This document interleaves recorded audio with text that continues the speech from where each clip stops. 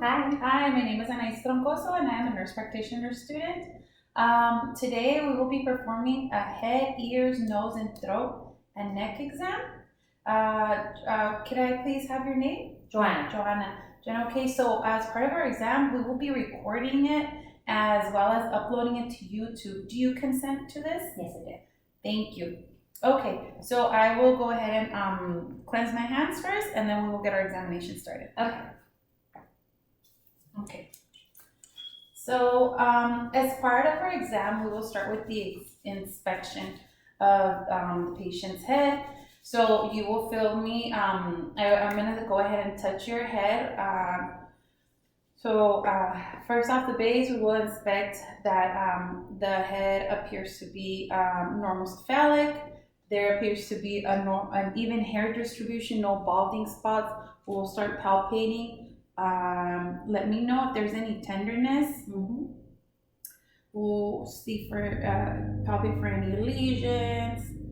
No. Any cysts. Abnormal growth. No, non-palpated. So while we're here, we're gonna go ahead and take a look at your eyes. So we're gonna visualize that there is even hair growth of the eyebrows and the eyelashes.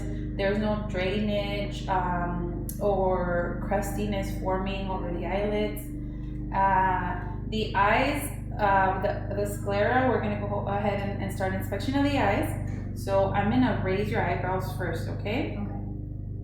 So by doing this, we're inspecting that the sclera is wide, no signs of jaundice, no ptosis, and the iris and the cornea are clear. There is no signs of any abnormal foreign objects or discoloration. So now I'm going to pull your eyelids down.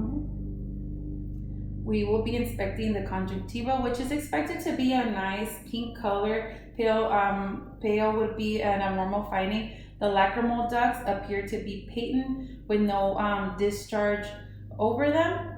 So since we're here, Joanna, I am going to go ahead and palpate your temporal arteries. So they are palpable at a +2, which is expected.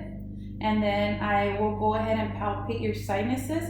We will start palpating your frontal and then move down to your maxillary sinuses. Please let me know if there's any tenderness when I do this, okay? Okay.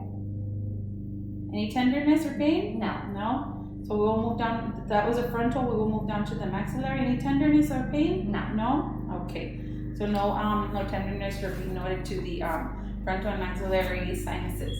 Okay, Joanna. So now we will go ahead and start with the portion of, continuing with more of your eye examination. So we're gonna go ahead and perform a Snellen chart test, which is to check your visual acuity. Okay? So I am gonna take this chart. Ideally, I should be at 6 feet for the purpose of the test of the video. It might be a little more reduced because I want to keep in frame. But what I will ask you to do, Joanna, is go ahead and cover your right eye for me. So first we will start by assessing the left eye. So go ahead and read this first line for me. CFDHJ. Perfect. Can you read the next one? LTFPH. Perfect. Okay. Now can you uncover that eye and we will assess your right eye. Okay. So go ahead and read this line for me. CFDHJ. And now the next one. LTFPH. Okay. So the patient presents 20/20 to the right eye as well. So now we will assess both eyes. So go ahead and read this line for me. CFDHJ. And this bottom one. LTFPH. Perfect. So the patient presents 20/20 vision to both eyes, as well as right and left eye individually. Okay, so we will put down our chart. And I will go ahead and inspect your eyes using my pen light, Joanna. So you will see me shine the light into your eye, okay? Ideally, I would want to dim the lights.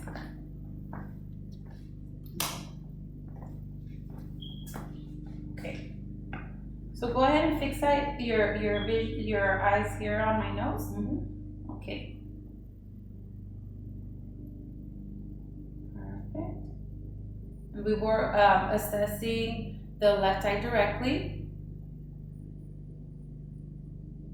Okay, and now we're assessing the right eye directly for direct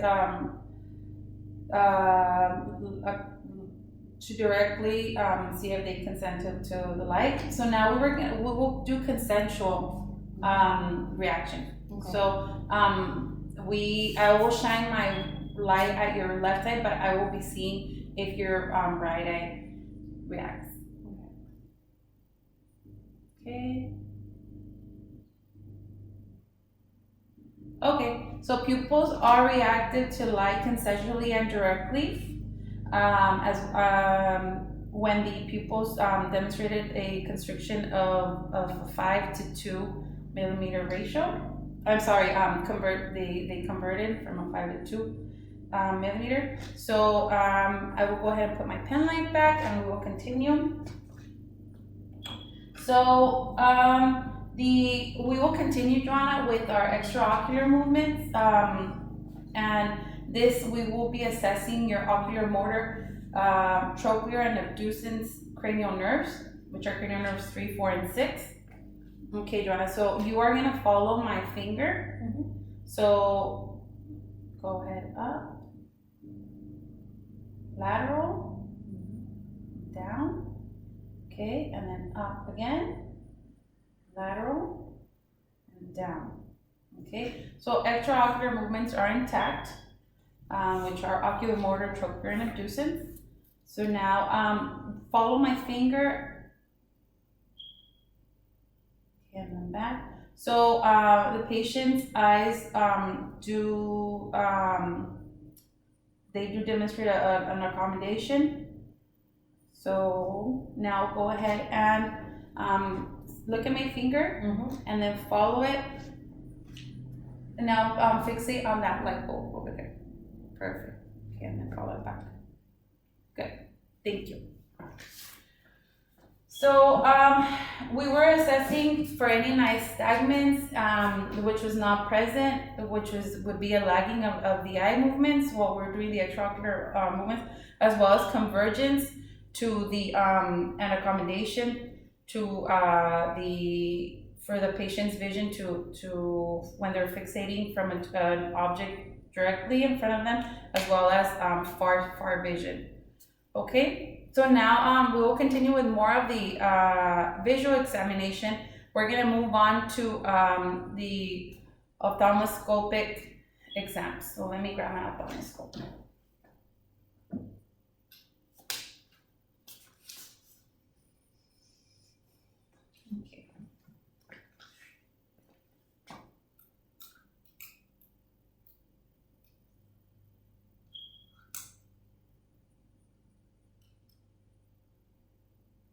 Okay. There we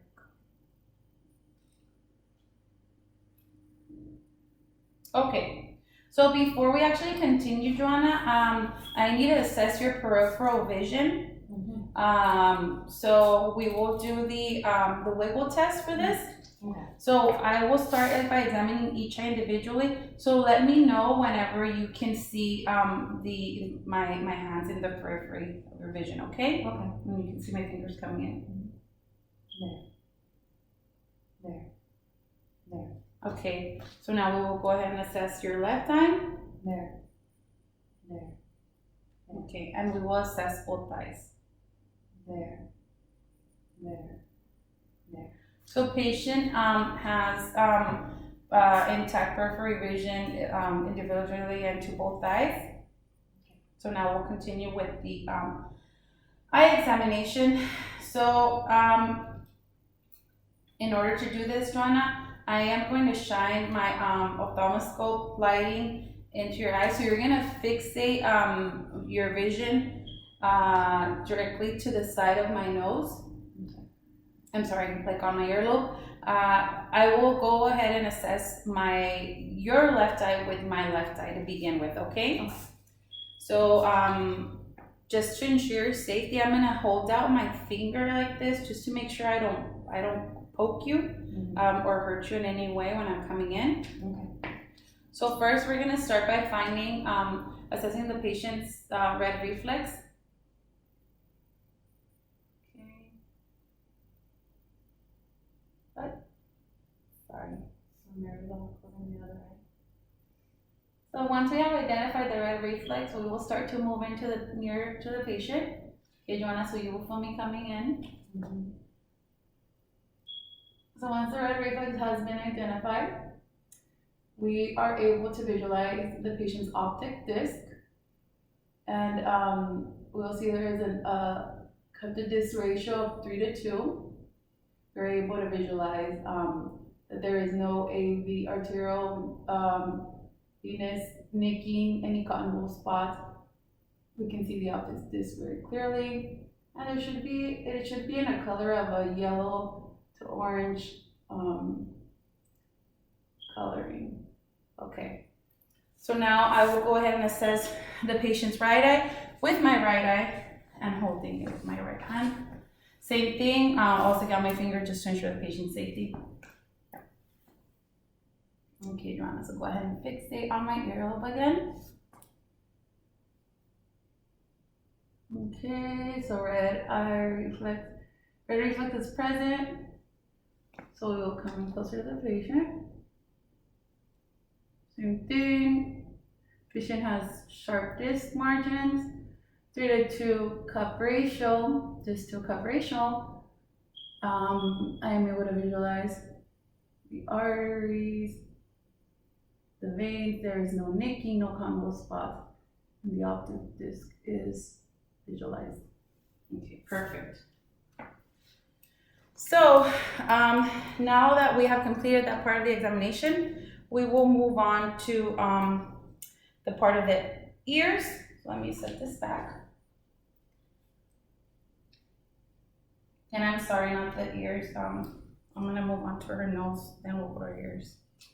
Let me just shut this off. Okay. So I'm gonna turn on the light. So we will start by inspecting the nose for to ensure that the nose is symmetrical. I'm gonna ask you to slightly raise your nose up, Joanna, that the nares appear to be patent, that there is no the septum is not deviated. And now I will go ahead and take my my ophthalmoscope again and examine the nose, the actual nares for patency and all that. Okay. So Joanna, you are gonna feel me inserting the tip of the scope to observe your nostril. Okay. Okay.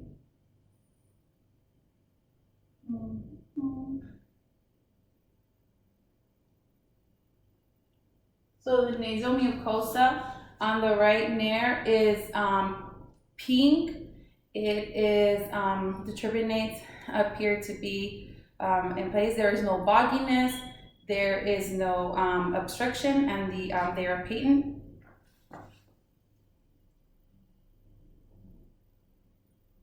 Same here on the left side. The mucosa is pink, moist, no excessive drainage, and there appears to be patency of the nares and the turbinates.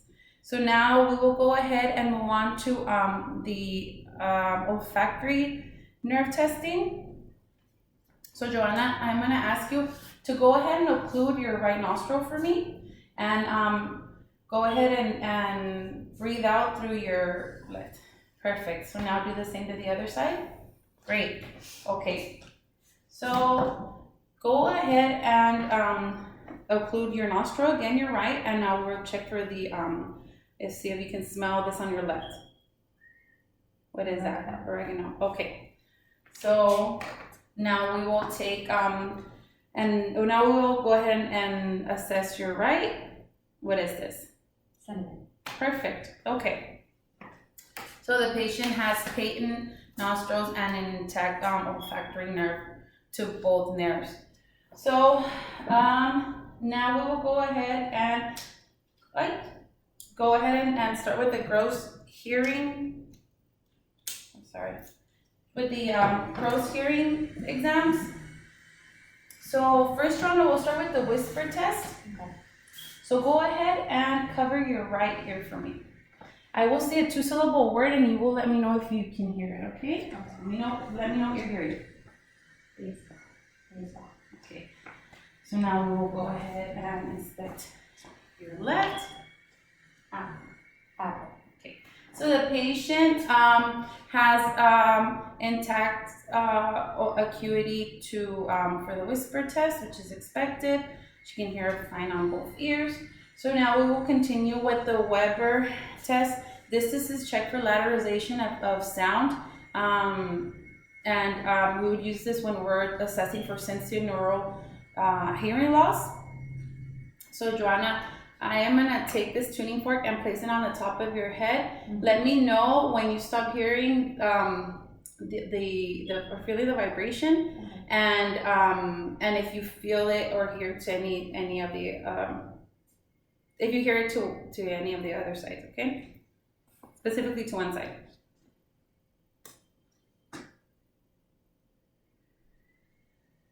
No. Okay, perfect. So patient has an intact Weber's test. Okay, so now we will proceed to the Rhines. With Rhines, we are assessing for any hearing loss as well, and we're seeing how air and bone conduction of noise is if it's effective in the patient.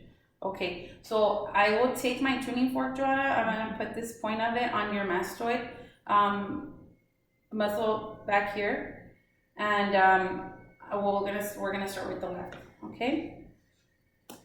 Let me know when you stop hearing it. No. Okay. Let me know when you stop hearing it. No. Okay. Now we will move on to her right.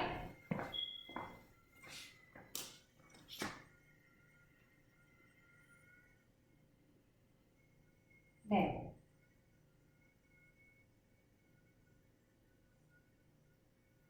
No. Okay. So it is evident that in the patient's right test, air conduction is greater than bone conduction. This is a normal and expected finding. Okay. So now we will go ahead and continue with another portion of our ear exam, which is where we use the actual otoscope. Before we actually insert the otoscope, we will assess the patient's external ear. So we will start by palpating the pinna of the ears. So I'll start with her right. Any tenderness? No. So no tenderness, no mass is felt. And I will go ahead and palpate the pinna of her ear. Any tenderness? No. Okay. Now we'll proceed to doing the right. So any tenderness? No. No, for the pinna. And how about the tragus? No No. tenderness? No. Upon inspection, we can also visualize that the external ear has no erythema or no drainage present on both sides. So now we can proceed to actually visualizing the internal doing visualization with the otoscope. Okay.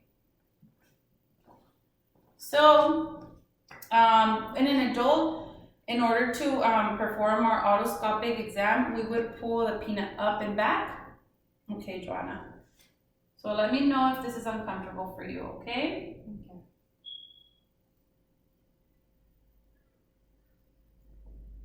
Okay, so upon inspection, I am able to see the on the left side, the cone of light of the patient at 7 o'clock. The tympanic membrane is pearly gray, no signs of erythema or bulginess or drainage. I am also able to visualize a couple of the ear bones, which is the handle of the malleus and the umbo. So that was on my left. Now I will continue to my right side.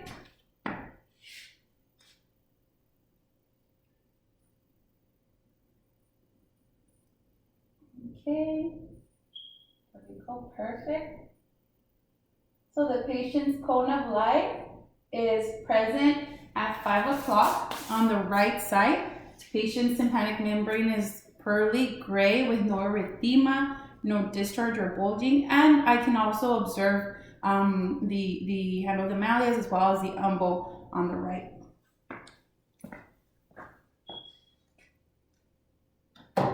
And so we will continue with more of our inspection. Now we will move down to the mouth portion of our test. So upon inspection, we will just observe that the patient's lips are symmetrical. There are no signs of lesions. They are pink, moist, with no flakiness or dryness to them. So Joanna, go ahead. We're gonna go ahead and observe your mouth now. So I'm gonna take my pen light for a moment. Upon visualization and inspection, I'm gonna go ahead and ask you to open your mouth for me. So we will see that the buccal mucosa is pink and moist. The gingiva is pink as well with no signs of lesions or bleeding gums. Her dentation is adequate. There are no signs of cavities or missing teeth. Very good. So then we'll proceed to assessing the patient's tongue. Okay, Joanna. So go ahead and open your mouth for me one more time. So I can go ahead and see that the salivary glands are they are patent. There is no discharge that appears to be other than saliva. They're not swollen. Go ahead and stick out your tongue for me, Joanna. The papillae are present. There is no erythema or crustiness over them. So then we will continue to assess the tongue. So I'm going to take a tongue depressor. And we will start by assessing the patient's hypoglossal nerve, which is to see how strong her tongue is. So, okay, Joanna, go ahead and stick out your tongue for me. Now I'll move it to one side, to the other. So I'm going to take this tongue depressor, and I'm going to press it against your tongue, and you forcefully go against it. There you go. So back this side. Perfect. Okay. So then we will go ahead and inspect her cranial nerves, the spinal accessory, as well as the vagus sensory, by seeing if the uvula rises whenever she vocalizes ah. So go ahead and say ah for me. Ah. Very good, Lana. Okay. So I'm gonna go ahead and assess the patient's gag reflex, which I partially did right now, but we'll do that one more time. Perfect. And the patient has an intact gag reflex. Upon inspection of the patient's mouth, we will also see, and we will also note that the soft palate is intact, as well as the pharynx. There is no redness or cobblestoning. It is of nice pink color.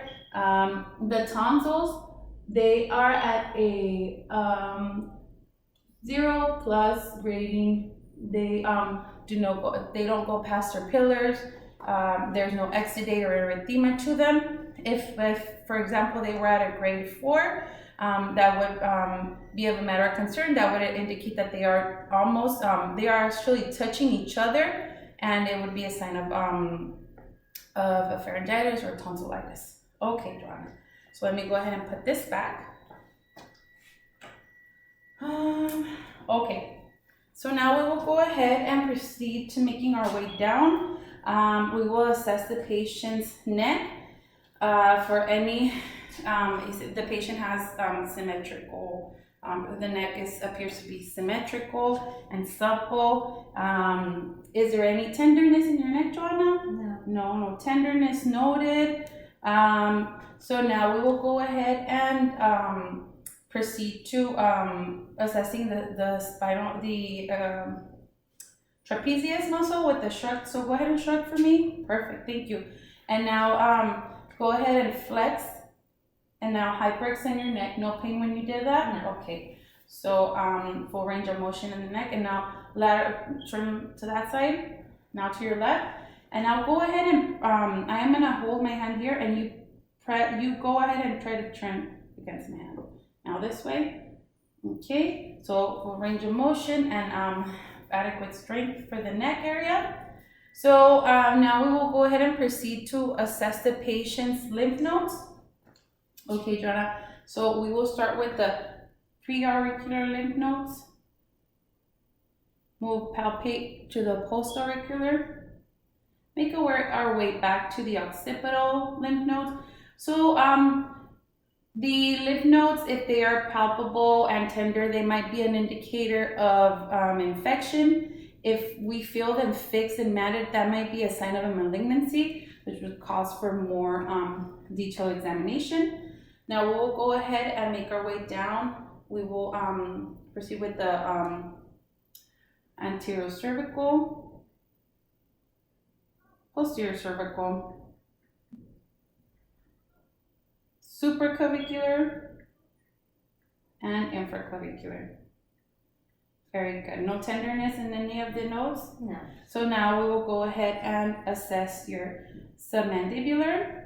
Any tenderness? No. Okay. And submental? No. None? Okay.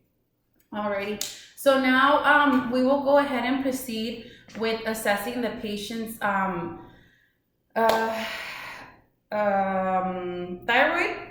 So now, Joanna, I will ask you to face the camera for me. Just go ahead and cleanse my hands a little more.